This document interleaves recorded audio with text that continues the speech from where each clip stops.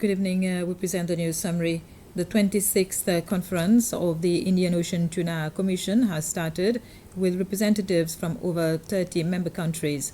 The 5-day conference is being held at the Eden Bleu Hotel.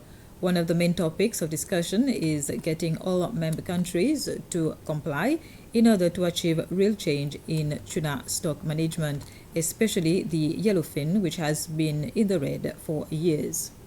We all claim our historical and geographical rights to access this important resource. But the real question is whether we are all genuinely prepared to find common solutions to attain these goals, or have we decided to fight each other from his or her own corner? The tuna that swims our great Indian Ocean does not belong to any one country in particular. It belongs to all of us at some point in its migratory journey. And because it belongs to us all, we cannot escape our collective responsibility to do our bit in the management of the stock. And now that the stocks remain under pressure, we are inescapably part of the solution. A group of teachers from public and private secondary schools is following training to be able to assess French oral test and correct DELF exams. The training is being done as a partnership between the Ministry of Education, l'Alliance Française, and the French Embassy. After the 5 days, the results of the teachers will be sent to the International French Education Institution and they will be accredited. This will allow them to assess the oral test and the correction of DELF exams for 5 years. Princess Theodora von Liechtenstein from Italy has met with the Minister for Agriculture, Climate Change and Environment to discuss ways to empower more children to be engaged in nature activities. This with the aim to help save our planet's biodiversity. During her visit, she was accompanied by 2 scientists from an institution in Italy which is conducting a research on the way giant tortoises behave when they are introduced into a new environment. Minister Flavien Joubert said the results will help make informed decisions when exporting the reptile. The reason why they're visiting, of course, is to build on that relationship that we've had with Parco Natura Viva for the past 6 years.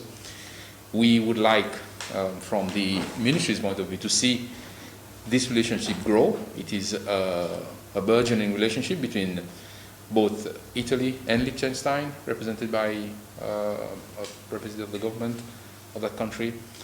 And we would like to see it grow because there is a lot of potential for us to develop and provide opportunities for conservation, research, and knowledge development. On the other hand, we have the Green Team Team, which is an international NGO that is active on the international scene. And one of the reasons why we have got such a busy program with the team here is for them to meet and discuss with local NGOs and youth, especially youth groups, on how we can collaborate in the future and benefit the country, benefit their country, but benefit our country, and also benefit the world when it comes to environmental knowledge and also raising awareness on various. Activities to commemorate Museum Day on Wednesday, the 18th of May, will spread over 1 week as of today, and visitors, including non-residents, will be able to visit the National Museum free of charge. The power of museums is the theme for this year's Museum Day. Museum Day was instituted by the International Council of Museums, ICOM, in 1977. It's a time for us to connect with our community, and we want to have to get the community to come to the museum as well. We want to go out to the community to let them know what we have in our collection.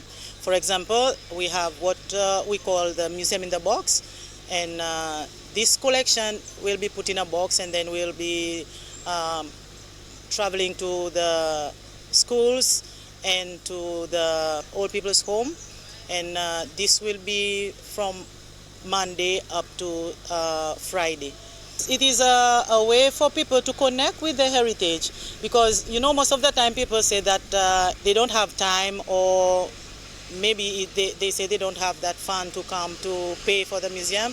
I think that is a great opportunity for people to come and see the museum free of charge, so that they can learn something from our collection, from the heritage, and from our exhibition. So it's a time for them to come and appreciate what we have in our collection. Airtel Seychelles has launched its Open Week activities at its headquarters at Ile Perseverance to commemorate World Telecommunication and Information Society Day, which is celebrated on the 17th of May. Some members of the public, mainly the elderly from different districts, attended the launching. Also present was the Principal Secretary for Educational Services, Myrna Ilantin, and some students. The Chief Executive Officer of Airtel Seychelles, Samadou Dina, said he hopes that this will inspire the youth to take leadership role in the telecommunication area. Tomorrow is International Telecommunication Day. For this year, the theme is Digital for Elderly and Healthy Aging. What we call elderly is 63 and above. We have two plans. The first one, unlimited local call, unlimited SMS, and 3 GB data for 150 rupees. The second plan, which applicable also to the same category, it's unlimited local call, unlimited SMS, and 5 GB data for 250. So this is only to categorize our elderly. But we want to control, an elderly will have allowed only to have one number. Those ones who are already Airtel customer from 63 and above, you are free to request for an upgrade. We will upgrade you automatically for those plans you choose. For those ones who are not Airtel customer, you come forward with your ID, you validate your entry requirement, and then you have eligibility to enter the Airtel network and to enjoy the services. So we create that two different packages. For those who are already addicted to data, they can go to the 5 GB, or the rest can be on 3 GB. We have noticed that each time you advertise for a vacancy in the telecommunication, it is really challenging and difficult to get people, that is skilled to the level where we are looking for. So we are wondering, what should we do as a company to promote, to make our student or younger generation to love ICT and then to embrace career from the sector. So that's why we have thought to create a CEO of the Day of Airtel Seychelles. Earlier, education meant only attending schools at normal schools hours. However, with the introduction and development in telecommunication, things have changed a lot. The internet, a part of the telecommunication service, helps students enjoy what is known as distance learning or e-learning.